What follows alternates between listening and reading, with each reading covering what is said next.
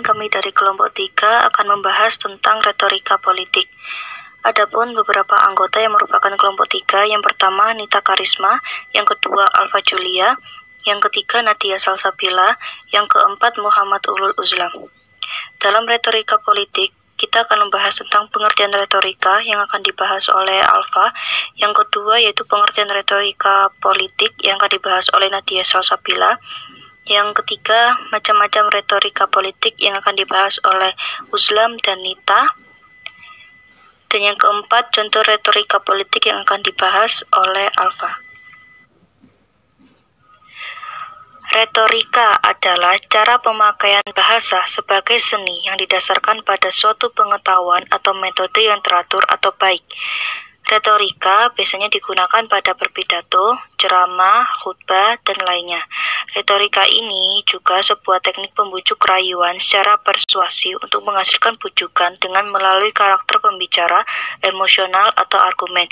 Jadi kita harus pintar-pintar dalam mengolah kata agar yang mendengarkan kita itu bisa terbujuk atau kena rayuan kita. Biasanya itu digunakan pada iklan atau pemasaran. Retorika politik adalah suatu proses yang memungkinkan terbentuknya masyarakat melalui negosiasi. Retorika menggunakan bahasa untuk mengidentifikasi pembicara dan pendengar melalui pidato.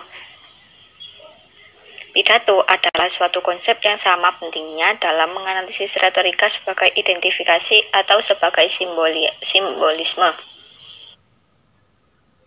Macam-macam retorika politik ada 3. Yang pertama, retorika deliberatif. Yang kedua, retorika forensik. Dan yang ketiga, retorika demonstratif. Yang pertama, retorika deliberatif dirancang untuk mempengaruhi orang-orang dalam masalah kebijakan pemerintah dengan menggambarkan keuntungan dan kerugian relatif dari cara-cara alternatif dalam melakukan segala sesuatu.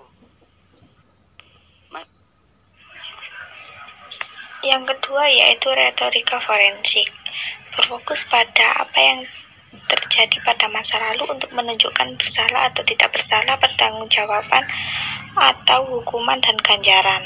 Kemudian yang ketiga yaitu retorika demonstratif wacana, yang memuji dan menjatuhkan. Tujuannya adalah untuk memperkuat sifat baik dan sifat buruk seseorang, suatu lembaga atau gagasan. Berikut merupakan contoh dari retorika politik. Contoh retorika politik ini kami ambil dari pidato Bapak Joko Widodo dan Bapak Ma'ruf Amin yang berjudul Visi Indonesia. Di sini Bapak Jokowi menyampaikan 5 visinya, yaitu melanjutkan pembangunan infrastruktur, pembangunan sumber daya manusia, mengundang investasi yang seluas-luasnya, reformasi birokrasi, dan penggunaan anggaran yang fokus dan tepat sasaran. Di dalam pidato sini sudah terdapat retorikanya, yaitu retorika utama pidato pertama. Jokowi dan Ma'ruf Amin sampaikan pidato politik pertama. Terlihat berapi-api dengan menggunakan kata seperti hajar dan pangkas, dinilai sebagai pidato Jokowi yang paling presidensial dari gaya bahasa, dikritik karena disebut hanya fokus dalam bidang ekonomi, disebut miliki makna terselubung terkait banyak menteri yang akan diganti. Yang membedakan adalah karakter presidensial Jokowi tampak lebih kuat dibanding 2014, sekarang jauh lebih confident. Pembangunan negara hukum sekali lagi harus menjadi agenda prioritas yang terutama bagi pemerintah Jokowi Ma'ruf. Yang sudah disebut dalam gaya retorika politik Bapak Jokowi bisa dilihat pada bagian berikut.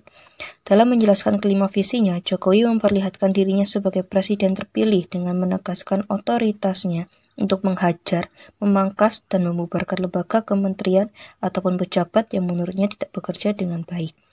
Melalui kelima visinya, ia juga memperlihatkan pengetahuannya tentang permasalahan birokrasi dan regulasi utamanya terkait ekonomi yang ada di Indonesia. Sebelum menyampaikan visi misinya, Jokowi terlebih dahulu menceritakan kondisi global yang dinamis, penuh kecepatan, resiko, dan kompleksitas secara kejutan.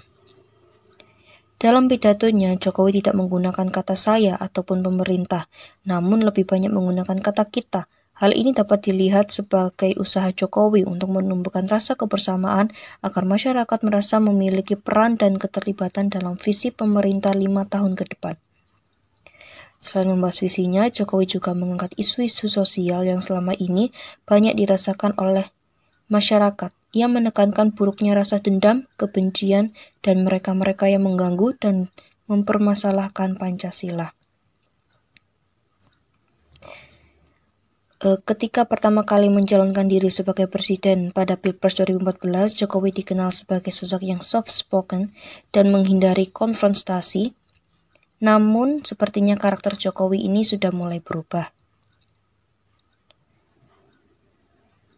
Jika ditarik lebih jauh lagi, perbedaan akan semakin terlihat di mana pada tahun 2014 lalu, ia sama sekali tidak menggunakan diksi-diksi keras seperti hajar, pangkas, dan bubarkan, baik dalam pidato pertamanya sebagai presiden terpilih maupun ketika ia dilantik sebagai presiden di hadapan MPR. Mungkin itu yang bisa kami sampaikan. Contoh dari retorika politik barusan tentang visi Indonesia. Bagi kalian yang mau masuk di Universitas PGRI Wiranegara Pasuruan, tapi bingung mencari informasi di mana, yuk klik link YouTube yang telah tersedia di deskripsi. Di situ kalian akan mendapatkan banyak informasi terkait Universitas PGRI Wiranegara Pasuruan. Sekian presentasi kami hari ini, mohon maaf apabila ada salah kata. Wassalamualaikum warahmatullahi wabarakatuh.